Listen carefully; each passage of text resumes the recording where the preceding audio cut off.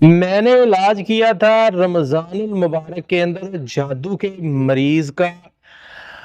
अल्लाह की कसम, इससे इतना फायदा हुआ कि रमजान में मरीज ने मेरे साथ पूरा पूरा ताउन किया। मतलब उसने गुनाहों को छोड़ा, नमाज पढ़ना शुरू हो गया, इसके साथ साथ कुरान पढ़ना शुरू हो गया, इसके साथ साथ गलत कामों से बचना शुरू हो गया। जो लोग ये गिले करते रहते हैं ना, हम सूरह बकरा पढ़ते हैं, आयतुल कुर्सी पढ़ते हैं, फलां शय पढ़ते हैं, हमें शिफा नहीं मिलती, इसके पीछे रीजन पता क्या है? वो गुनाह नहीं छोड़ते, वो नमाज की पाबंदी नहीं करते। रमजान में तो हर बंदा ही नमाज पढ़ना शुरू हो जाता है। आप जाके मसाजिद देखे, माशाल्लाह, लोग कहते हैं जी देखे महीना हो रमजान के अंदर इबादत शुरू हो गई है। तो नाजरीन, इबादत लोग शुक्र करें रमजान में पढ़ते हैं नमाजें, और अल्लाह की याद, अल्लाह का खौफ।